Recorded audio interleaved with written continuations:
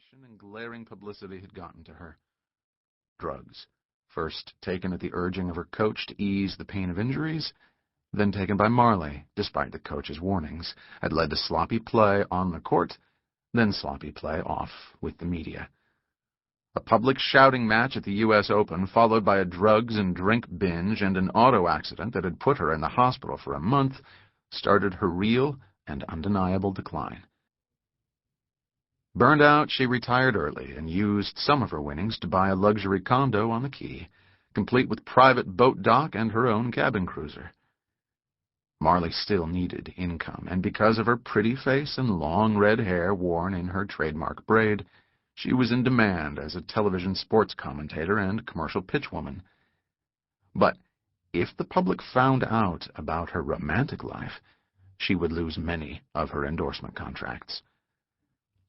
It didn't seem to hurt her popularity that she'd once been into drugs. She'd been through a very public rehab, even told Barbara Walters how sorry she was.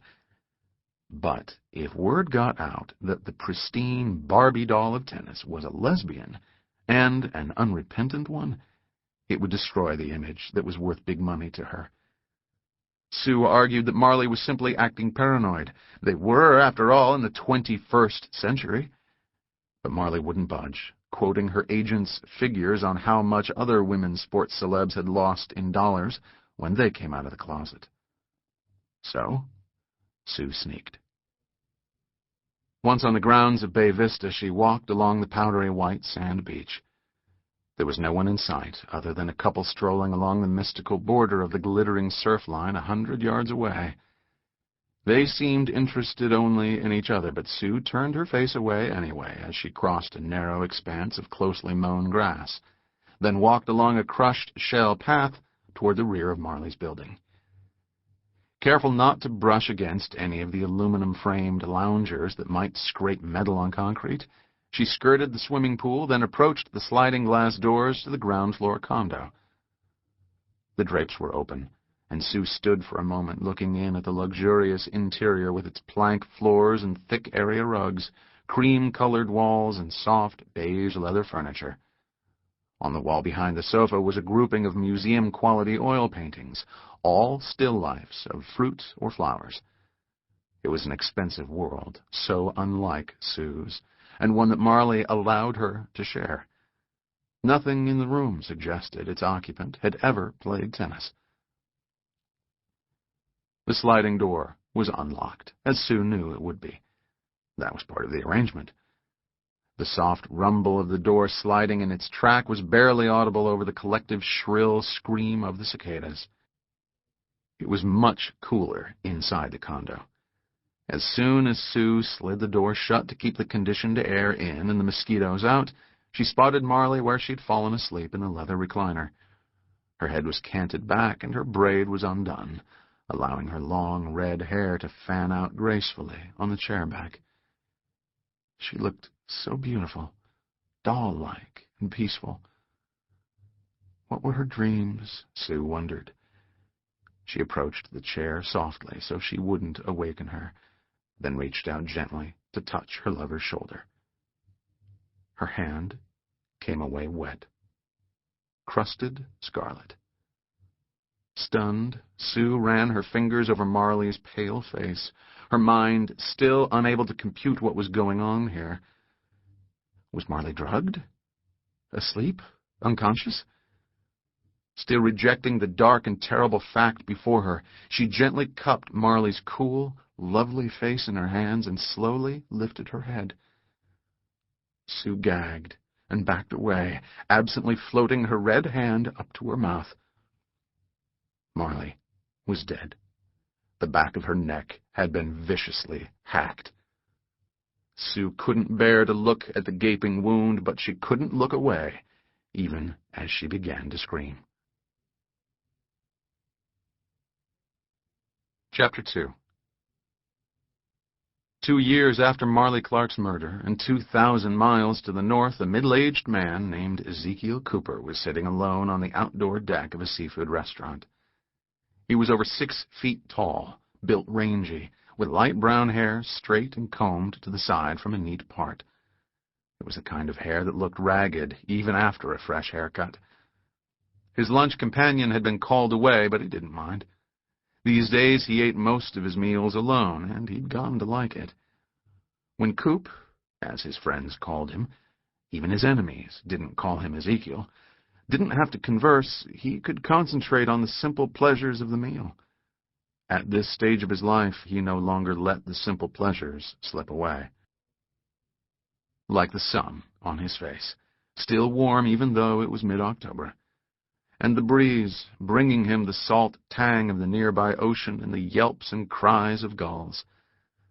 The restaurant's deck overlooked Shell Bank Basin, with a clear view of Grassy Bay and a marina lined with pleasure boats. This was Howard Beach, way down in Queens. You couldn't even see the skyscrapers of Manhattan from here. Only the roar of an airliner descending toward nearby Kennedy Airport broke the peaceful mood. The restaurant, Seconds, belonged to Coop's friend Arthur Billard. They'd met at the police academy more than a quarter-century ago and stayed friends as they made the long, hard climb to lieutenant. Unlike Coop, Billard was still active in the NYPD, but that hadn't kept him from buying this restaurant. He was always starting small businesses, Coop recalled. Seconds seemed to be doing better than most of them had. Every table on the deck was occupied, and there were plenty of customers inside, too. The staff was bustling. In fact, Billard had been called into the kitchen for a minute when they sat down, and that had been half an hour ago. Billard came through the swinging doors, mopping his brow. His broad face was flushed from the heat of the kitchen. He was a man of medium height, bald, and so wide in the middle that he didn't even try to button his suit coats anymore. He and Coop were the same age, 48, and over the years Coop had watched Billard's hairline recede and his stomach expand, both at a faster rate than was the case with Coop himself. Coop had taken a secret satisfaction in that, congratulated himself on aging well. Funny to think of that now. Few things were surer than that his old friend would outlive him. "Sorry, Coop," Billard said as he settled heavily into his chair across the table. "Problems with the steam table." "That's okay." Billard gestured at Coop's bowl of Manhattan clam chowder, which was still mostly full. "I told you not to wait for me." "I didn't. I'm just taking it slow." "Something wrong with it?" Billard was already turning in his chair, looking for their waiter. "Geez, it must be cold by now. I'll get you. Art, relax. It's fine." Billard turned to face him, squinting in the bright sunlight. He hesitated, then said, Nothing wrong with your appetite, I hope? You're feeling okay?" "My appetite's fine, too." Coop took a spoonful of soup to prove it. The chowder had a rich tomato flavor, and the clams tasted fresh. "The food's great, Art, really.